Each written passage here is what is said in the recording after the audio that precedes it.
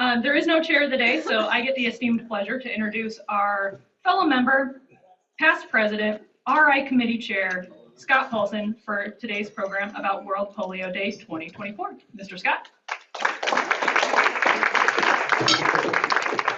Thank you very much, and welcome to our guests in the fight against polio. And as he gets to the first slide, we'll go through that. Today is World Polio Day. It commemorates the Rotary Foundation attempt to eradicate polio. There's lots of information available to us and very important reasons why we should eradicate polio, not only for the good it will do, but also for productivity, health, goodwill, history, decreased costs of medical care, etc. As you may know, I'm a doctor, but not this kind of doctor. So the information I have here is based on research I've done over the last few weeks. Next slide, please.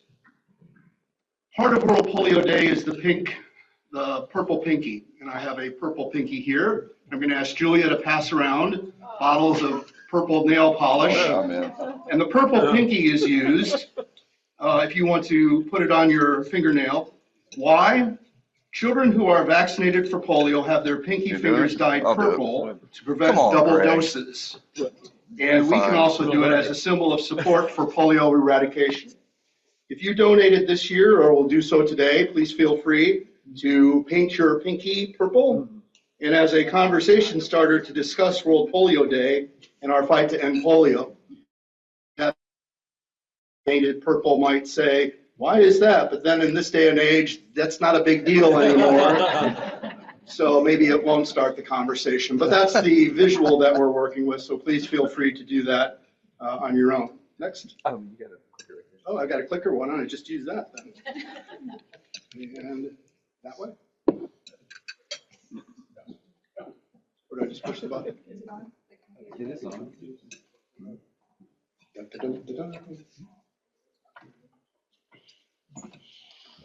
See, I'm a doctor, but I can't do that. There you go. Okay, to start my presentation, I'm going to start with something not about the Rotary Foundation. During our club visioning sessions a few weeks ago, it was pointed out that not everyone in the club may understand the difference between the Club Foundation and the Rotary Foundation. And this here is our Peoria-North Foundation. And I'm not going to talk about this other than just kind of point out what things are so you know the differences. And I ran it by that committee so they know. We have 4 accounts in our Club Foundation. And in the unrestricted account, the sources of funding are our annual appeal, the raffle, the Good News Boot, and scooter drawings. And that's used for our local projects, adopted schools, community grants, Interact and Rotaract, and other. Then we have a fund, which is the Lamoureux Endowment, which is an endowment given by a past member to provide scholarships before Peoria Promise came into being, but it's still there for educational type things. The Educational Endowment, again, more education. And then the Community Endowment, the primary or one of the main sources of funding there are Ed Siebert Fellows. So when you join the club and you hear us start using these terms and these phrases, those monies go to our Club Foundation and are primarily used for our local events, etc. Okay? So again, that's our Club Foundation for club activities.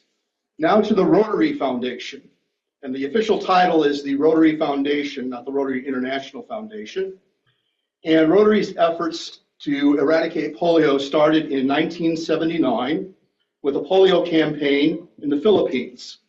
And the project's success led to, in 1985, the Polio Plus campaign with the ambitious goal of eradicating polio by the year 2000. In 1988, Rotary was a founding member of the Global Polio Eradication Initiative, which brought in many partners, including the World Health Organization. At that time, there were 350,000 cases of polio annually in 125 countries. Your donations to the Rotary Foundation can go to specific funds. And the one on the far left is Polio Plus. What are monies used that go into that fund? For Polio Plus grants that fund global eradication efforts, including immunization campaigns and monitoring transmission. And I'll talk about that under the concept of surveillance in a minute. and Polio Plus partner grants, urgent social mobilization and surveillance projects. Those are funded from what's known as district designated funds. And district designated funds are money that we contribute. They are invested by the Rotary Foundation for a period of 3 years. And then after that 3 years, we have the opportunity to return some of those funds to our district for district programs that we have. Another way that your money can go to the Rotary Foundation is to the Rotary Peace Fellowship Program, the Rotary Health Communities, which are specific to specific countries listed there in Africa. And then the grants, they come back to us again. District grants or block grants that we can use as a club or a district to address concerns we have here. The global grant are district opportunities in strategically focused high impact activities with a minimum budget of $30,000. I don't see Adam here, but I think that's the grant program that Adam's working with for that project he has with Purdue and the water project. You can get disaster response grants and programs of scale grants. All of them have to some way, generally be directed to projects that address those areas of focus that Rotary has. Peace building, disease prevention, water, maternal and health care and child health, basic education and literacy, community economic development, and environment. They have to go to something involving one of those areas of focus. This info is from the May 2024 issue of Rotary Magazine and explains how Rotary grants work and the details of the grant programs. Ashley mentioned this at a previous meeting. And again, I realize some of the PowerPoints and texts are small. I can make them available to you, et cetera, so you can see the details. But again, the district grants are short-term activities, where the global grants are generally longer-term activities. For district grants, you don't need a partner. You can do with other clubs or other organizations. But with global grants, you do. You need to work with another club or district, either as the host sponsor or an international project. What funding is available or how much? District grants, again, seek up to 50% of its district designated funds each year. So what does that mean exactly? Where's that coming from? I'll come back to this one. The money that comes in as contributions are brought in, it goes to the Rotary Foundation, and any interest or earnings from that, about 5% runs the foundation itself. Our foundation, the Rotary Foundation, is a 4-star foundation. It's the highest rating you can get for charitable organizations, which means it's efficient and it's effective and it doesn't waste your money. Okay, it's a 4-star organization. So again, after those 3 years of investments, then the money is split 50-50 between the World Fund and the District Designated Fund. And the District Designated Funds then are split 50-50 into district grants and global grants. So the amount of funding depends on how much you have given in the past. And again, those district designated funds, the district, the club can work to figure out what that project is. The global grants are trustee discretion, so you have to apply for those. You have to go through a process. You have to prove up that you have your partners and things like that. But those can go to bigger funds or bigger projects that Rotary might have. Okay? So there are certain recognitions. While many do not give for the recognition, RI does recognize those who give. And those recognitions are as follows. A sustaining member is anyone who gives $100 cash and pledge $100 per year for 10 years until you reach 1,000. The Paul Harris Fellow, which is sort of our focus today, because that's how most of our donations to Rotary International go, is a $1,000 contribution to the Rotary Foundation.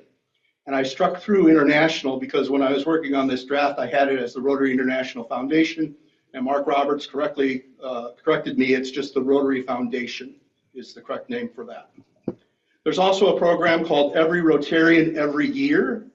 And basically that is when your club basically commits to providing $100 per member for your club. Now, each member doesn't have to provide the 100. Each member has to provide a minimum of 25. But if somebody provides more, such that you have a per capita of 100, you are designated as a Every Rotarian Every Year club. Benefactors, commitment for future gifts of 1,000 or more. The Bequest Society for 10,000 or more. Paul Harris Society, 1,000 or more each year. Major donors and Arch Clump Society. So primarily what we do is through Paul Harris Fellows. That's sort of the focus.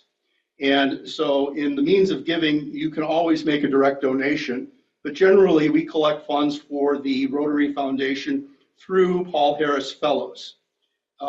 This club has done that regularly, and if you are a Paul Harris Fellow or have received a Paul Harris Fellow, could you please stand?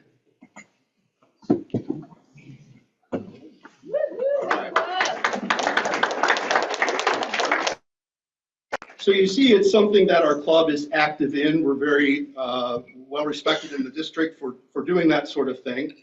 And I'm going to ask Julia and Brian to circulate some lists. And if you would be interested in joining a circle of giving today, please add your name to one of those lists. How do we have a circle of giving? What is a circle of giving? What it is either a 4-member or a 5-member. And I have 10 there, but I'll talk about 10 in a second. If you're in a 4-member circle, you commit to providing $250 a year for 4 years. Each year you gain 1,000, and then one of your members becomes the Paul Harris Fellow. The second year you get another 1,000, another member is, until all members have received a Paul Harris Fellow from that circle of 4 donating $250 a year.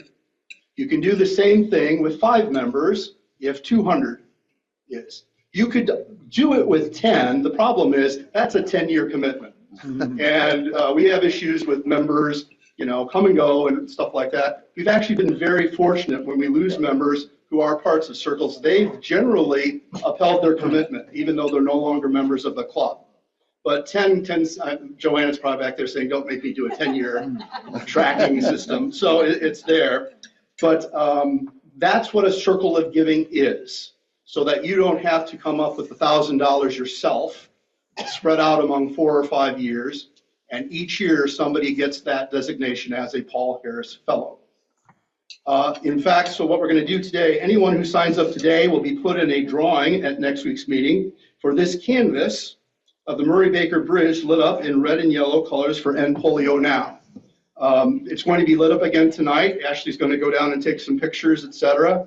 But whoever signs up and commits to that sort of circle of giving, we'll have a drawing next week for that canvas to be given away as a thank you.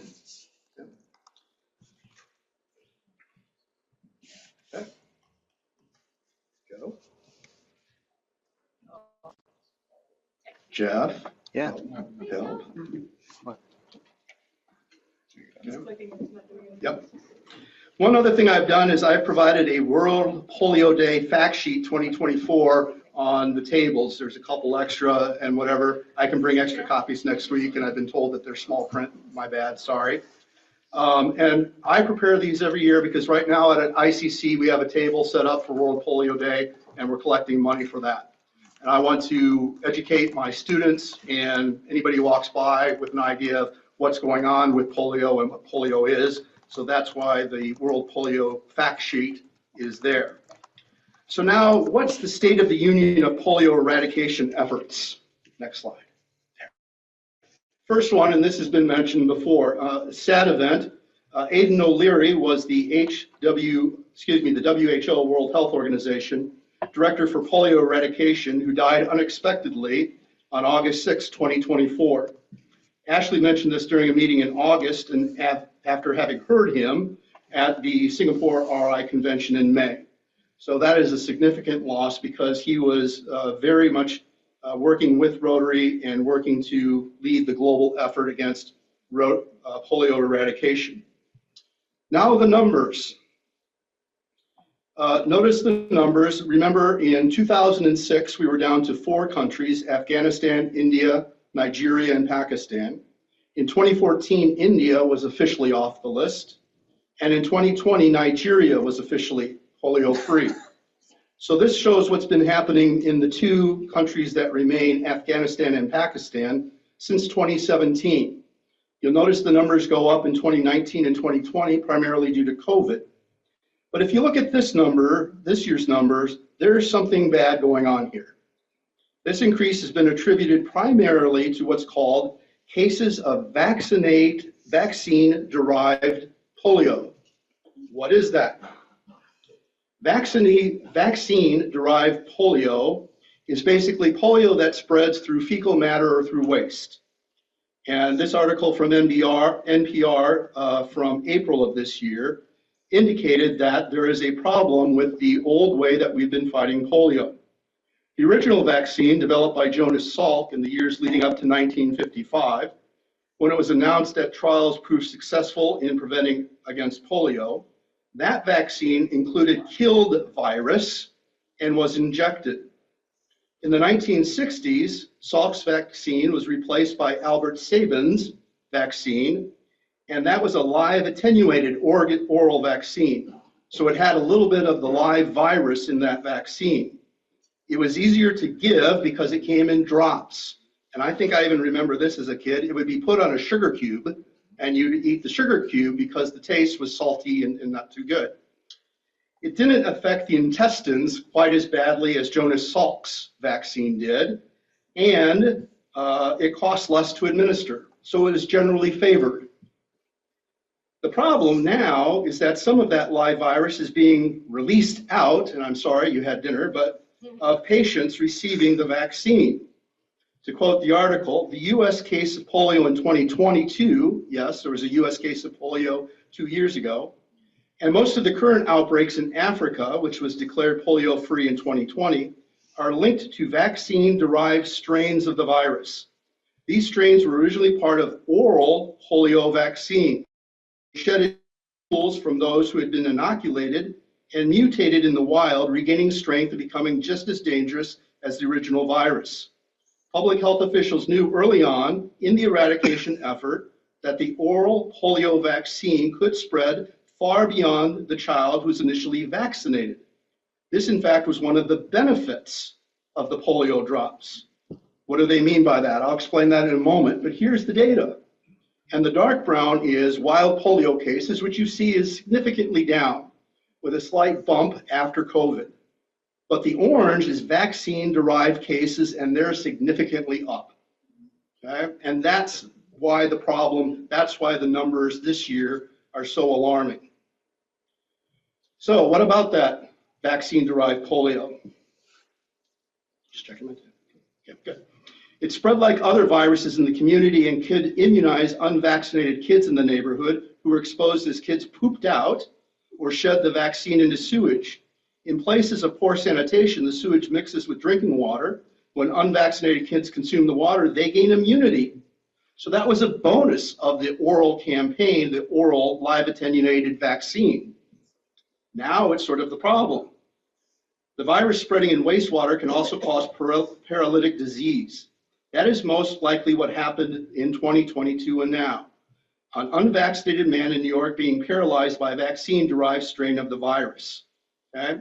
So that's what's going on. The oral drops were inexpensive.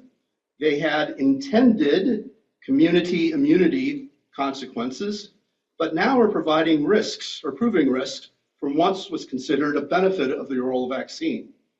It appears that these vaccine-derived polio cases of polio are what are driving the numbers up so drastically in the past year. The New York case cited in 2022 had to do with an individual in New York who who was found with polio.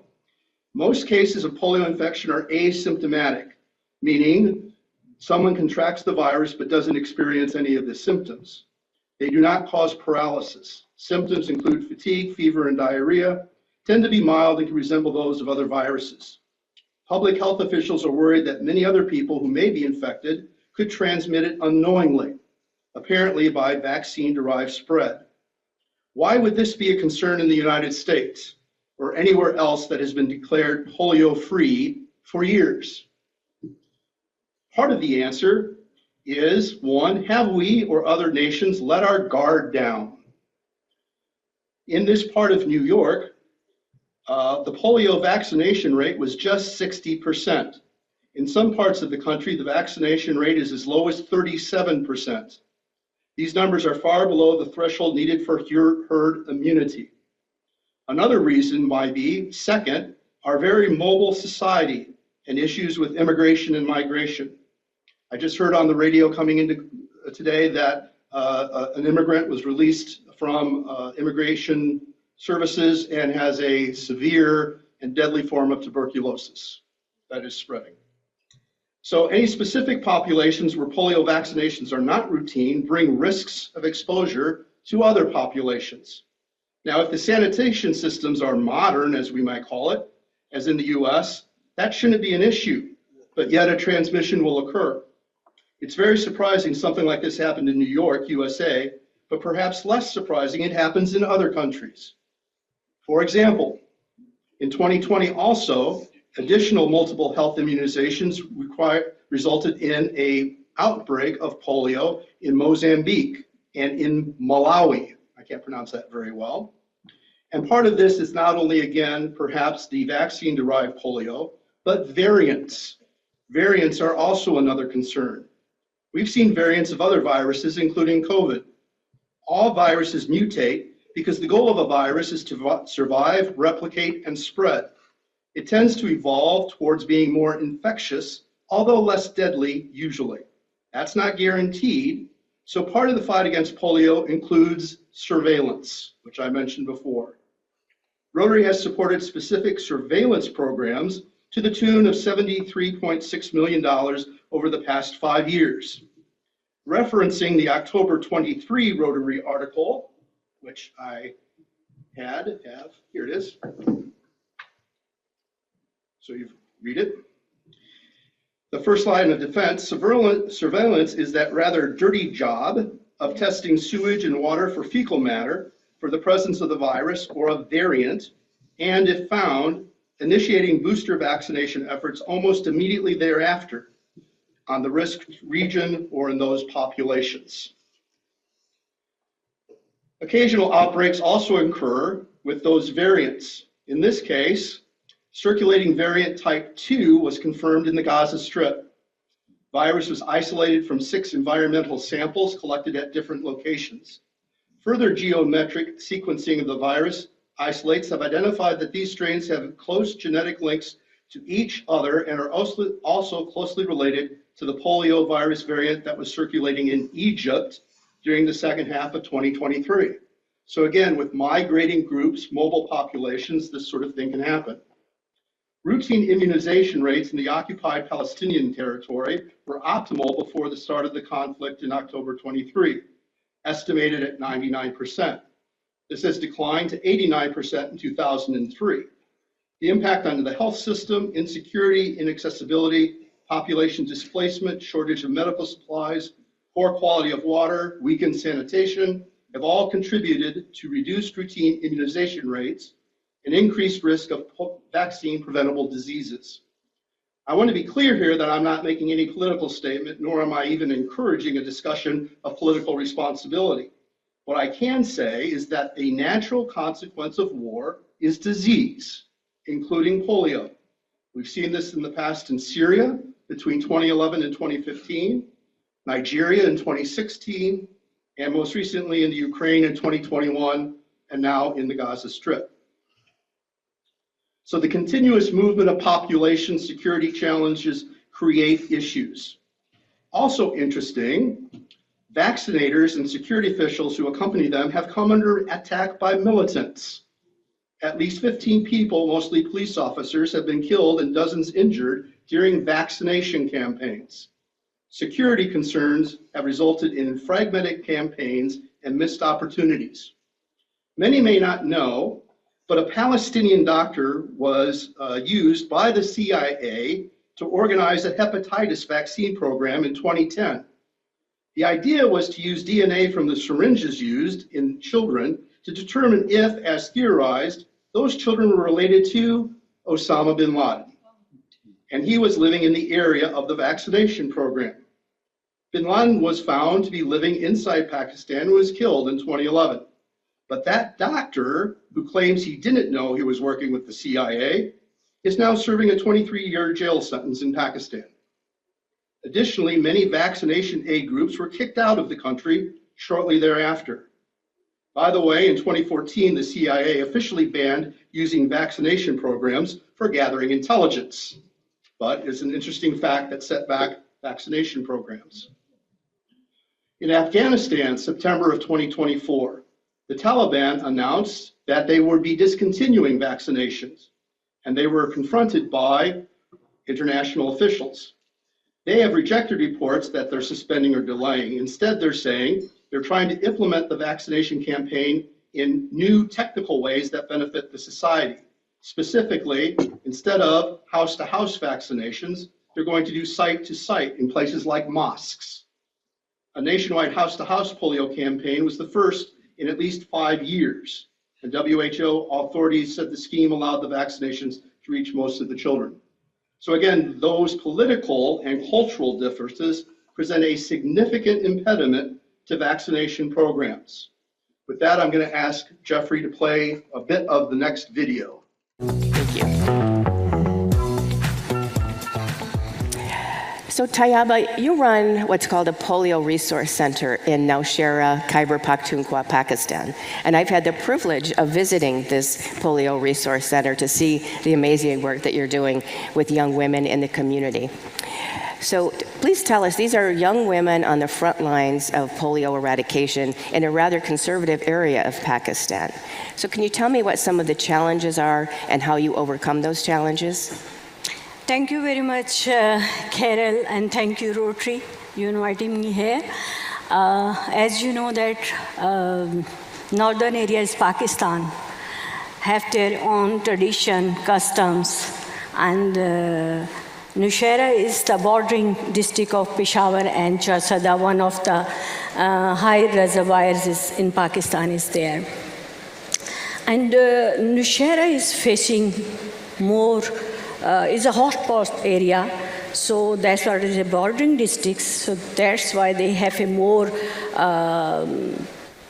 reservoir, and also you can say they have a high risk. Mm-hmm. So there is 21 high-risk uses in Nowshera, and I think 13 years before, the health department requested us to establish a resource center. So with the help of National Polio Plus Committee, Rotary, we established Rotary Resource Center there. Mm-hmm. And we providing there all the facilities on those uses. The government have no health facility there. Hmm. So we are providing the training of lady health workers in that resource center, and also providing logistics, sports, vaccine, all those things. And also we have during the NID and also NID, all the activities like training, morning, even assembly, and feedback, all those activities is going on our resource center. So I'm really grateful to Rotary, because we have a resource center there, and this one is the fulfilling the gap of government, some gaps. Mm. This Rotary Resource Center is fulfilling. So this resource center is not only providing the polio routine immunization, and also we have started the integrated program. Like we have a MNCS services there, we have also nutrition program, we also introduce the family planning, because more than 70% women and children and also pregnant women are there visiting this area, this resource center, after the hard work of all our staff, mm-hmm. a little bit mine. The women are more confident and freely visiting our Nowshera Resource Center. Yeah, it's wonderful to hear. And It's wonderful to hear how the Resource Center has expanded from a polio resource center to providing all sorts of other services, which is a good example of the plus in Polio Plus, what more we're able to do with our investments in this resource center. So, Tayaba, as a female frontline worker, you represent one of the most valuable resources in our global effort to eradicate polio. What are one or two experiences that stand out to you that really tells a story of why women are so important for us achieving our goal of a polio-free world? Northern area of Pakistan, they have their own traditions, customs, and we have also male-dominant society, and female have a less power, weaker to make a decision, their own health, mobility, and the other things. So I have facing a lot of problems. Some of the reasons there, maybe they do not accept me. And because I work for the female health and talking about their pregnancy, talking about their sensitive health problems, and family planning as well, and also, I mean, some of the other things. So, but I have also received the threats. But I am very strong. Yes. I'm working hard.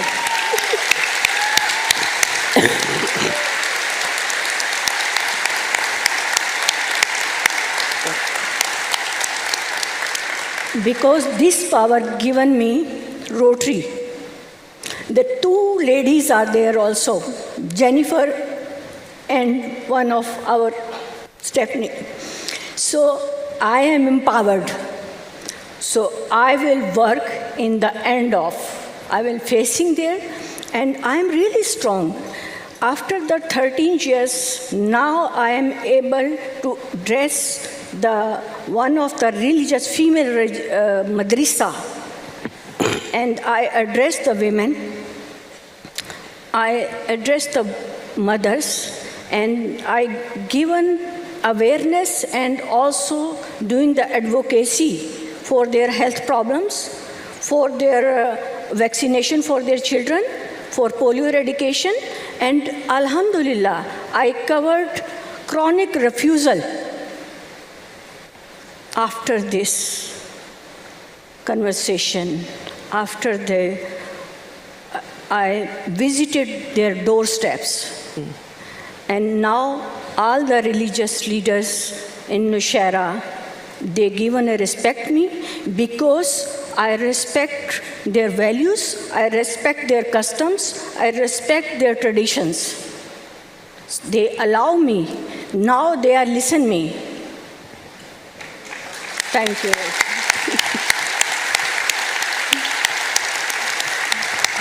I think you're a great example to the young women that you work with at the Nowshera Polio Resource Center, who I know they look up to you so much and did when I was visiting there many years ago. So our final message to our Rotary members that are here with us today, what message would you like them to leave this convention with and take back home with them? Yes, I think so. If we involve the women, I mean mothers, if we can empower through, if we provide clean drinking water, if we provide all the MNCS services, if we provide the nutrition, lactating women's, and also the malnutrition children's, I think so we are going to empower them, mothers. Through that mother, she is now the only one person, because no can love more than mother. So mother is only, she can change the mind of the man. Woo. Right on.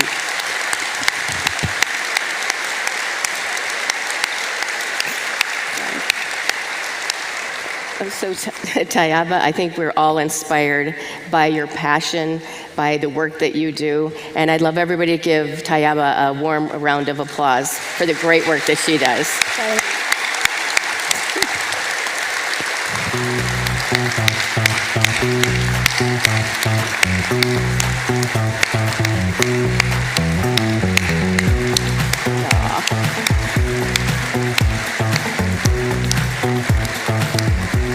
I would like to thank all the Rotarian. They are on behalf of Pakistan, on behalf of all the Rotarian Pakistan. You are behind you are the force given us support to eradicate polio in Pakistan, not in Pakistan, also in the world. So I'm assured you, soon you and me will end polio in this world, in this universe. Thank you very much. Thank you very much. Finally, another problem, misinformation. No, polio shots do not cause autism. The absence of pesticides don't cause increases in polio. That's just misinformation. That's what we have to deal with. So how is Rotary PN doing? We were recognized at the 2024 district conference for being 4th in annual giving within our district, and 2nd for total Rotary Foundation giving for the year, as Ashley reported a couple weeks ago. We are not in the top 5 for clubs who gained 100% every Rotarian every year, which again is a lofty goal. And the club maxing out on points for both every Rotarian every year and Rotary Foundation giving, we're not in the top of that. But we are still recognized as being one of the most positive clubs in our district. Here's our funding reports for the last few years. You see, I don't know what happened in 21-22, but we went crazy. We did really well, okay? And total contributions were, again, very high in 2021-22. And they've gone down a little bit up or down, but I've also included there the membership numbers. That's another reason why membership is important. One of the reasons the numbers vacillate so much, again, economic conditions, but also our membership and what we're doing. But we still can be very proud of what we've done and what we are doing. So, little quiz now. How many Paul Harris Fellows has Rotary North awarded in the history of our club? This information I got from the Rotary website, so I haven't counted it myself. I did count them, but it's based on the list that was given to me. Any guesses for how many our club has awarded in Paul Harris Fellowships? 253. Very good. How much has Rotary North contributed to the Rotary Foundation in the history of our club? 1.2 million. Oh, that would be nice. 750,000. $617,000. Still very good. And today, as I said, our Central Illinois Rotaract Club is collecting funds. Those efforts over the past 7 years have paid for how many vaccinations when matched 2-for-1 by the Gates Foundation? 175. 175? Try 1,400. Just little college students collecting money. I thought you meant this. Okay, that's fine. Okay, there's actually a typo on the World Polio. It says 400. It's the 1,400, okay, which is significant. So again, you can match that, or you can contribute by adding yourself to a circle of giving or making a donation, and hopefully spreading the word that we are this close with the new challenges that we're facing to end polio now. Thank you very much.